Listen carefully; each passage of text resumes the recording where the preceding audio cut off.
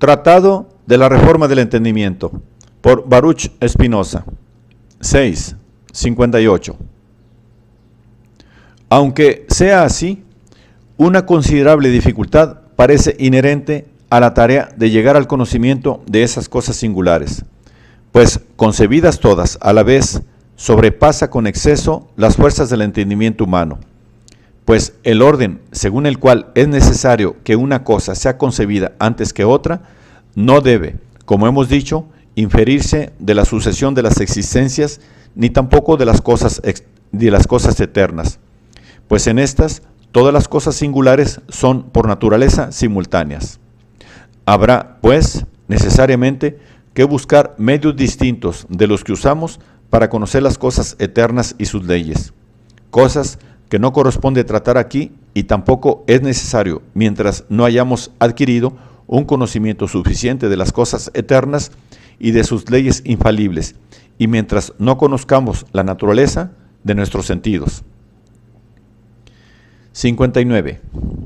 Antes de intentar el conocimiento de las cosas singulares, corresponde tratar de los medios que se refieren a este fin, saber utilizar nuestros sentidos y realizar, según reglas y en un orden determinado, experiencias suficientes para determinar la cosa que se estudia, para concluir, en fin, según qué leyes eternas cada cosa acontece, y adquirir conocimiento de su naturaleza íntima, como lo mostraré en su lugar. Aquí, para volver a nuestro designio, procuraré solamente indicar lo que parece necesario para llegar al conocimiento de las cosas eternas y para formar sus definiciones ajustadas a las condiciones ya enunciadas. 60. Para eso es necesario recordar lo que se ha dicho más arriba, es decir, que si el espíritu se contrae a un pensamiento cualquiera a fin de examinarlo cuidadosamente y de deducir de él en buen orden lo que legítimamente puede deducirse, en caso que sea falso, descubrirá su falsedad. Si por el contrario es verdadero, entonces proseguirá felizmente, deduciendo de él, sin interrupción alguna, cosas verdaderas. Esto, digo, es requerido para nuestro propósito, pues sin un principio nuestros pensamientos no pueden ser determinados. Si queremos, pues, investigar cuál es la primera de las cosas, es necesario que exista algún principio que dirija nuestros pensamientos hacia ella. Además, puesto que el método es el conocimiento reflexivo mismo, este principio que ha de dirigir nuestros pensamientos no puede ser otra cosa que el conocimiento de lo que constituye la forma de la verdad y el conocimiento del entendimiento, de sus propiedades y de sus fuerzas. Cuando hayamos adquirido eso, tendremos un principio del cual podremos deducir nuestros pensamientos y una vía por la cual el entendimiento podrá, en la medida de su capacidad, llegar al conocimiento de las cosas eternas, atenidas a sus propias fuerzas. 61. Si corresponde a la naturaleza del pensamiento formar ideas verdaderas, como se ha mostrado en la primera parte, hay que indagar aquí lo que entendemos por las fuerzas y la potencia del entendimiento. Porque si la parte principal de nuestro método consiste en conocer perfectamente las fuerzas del entendimiento y su naturaleza, estamos necesariamente obligados, por lo que se ha dicho en esta segunda parte del método, a deducir este conocimiento de la definición misma del pensamiento y del entendimiento. Pero hasta ahora no poseíamos reglas para hallar definiciones, y como no podemos establecerlas si no conocemos la naturaleza, es decir, la definición del entendimiento y de su potencia, se infiere de esto que la definición del entendimiento debe ser clara por sí misma o que no podemos conocer nada claramente. Mas esta definición no es por sí misma o en sí misma absolutamente clara, puesto que para que podamos percibir clara y distintamente las propiedades del entendimiento, debemos conocer su naturaleza, como la de todo lo que tenemos un verdadero conocimiento.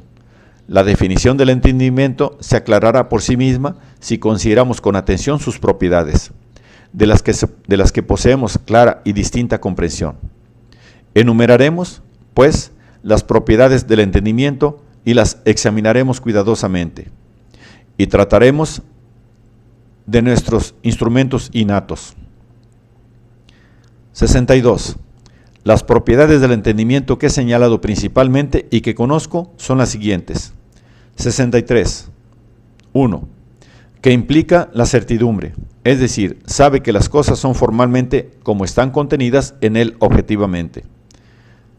64. 2. Percibe ciertas cosas, o sea, forja ciertas ideas absolutamente y forja otras de otras ideas. Así, forja la idea de cantidad absolutamente sin vistas a otras, pero no forja las ideas de movimiento sin atender a la idea de cantidad. 65. 3. Las ideas que forja absolutamente expresan una infinitud. En cuanto a las ideas determinadas, las forja de otras ideas. Así, para la idea de cantidad, cuando la percibe por su causa, entonces determina una cantidad. Como, por ejemplo, cuando concibe que del movimiento de una superficie se engendra un cuerpo, del de una línea una superficie, del de un punto una línea.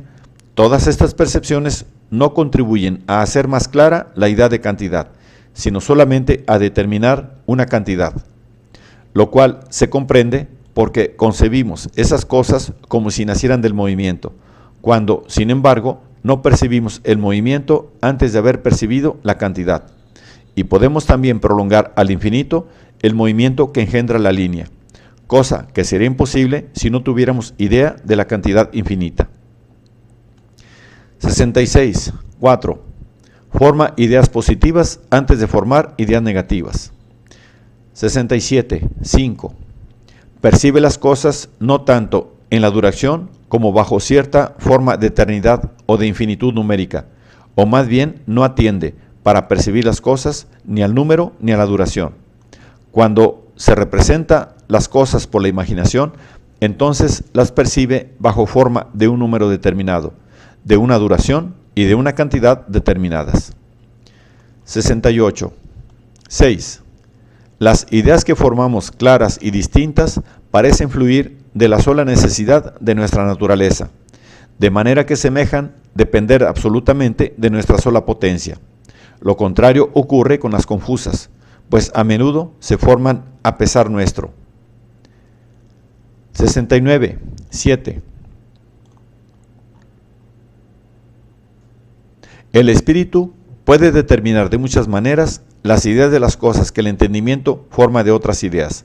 Por eso, para determinar, por ejemplo, un plano elíptico, imagina un punto aplicado contra una cuerda que se mueve alrededor de dos puntos fijos, o concibe puntos infinitos en números que mantienen cierta relación constante con una línea recta, o también un cono cortado por un plano oblicuo, cuyo ángulo de inclinación sea mayor que el del vértice del cono, o procede también de otras infinitas maneras.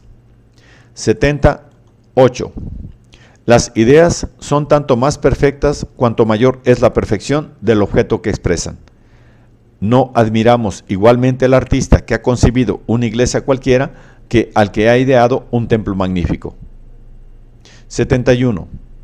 No me detengo aquí en otros modos que pertenecen también al pensamiento, como el amor, la alegría, etc., pues ellos no conciernen a nuestro designio presente y no pueden ser concebidos antes de haber percibido el entendimiento.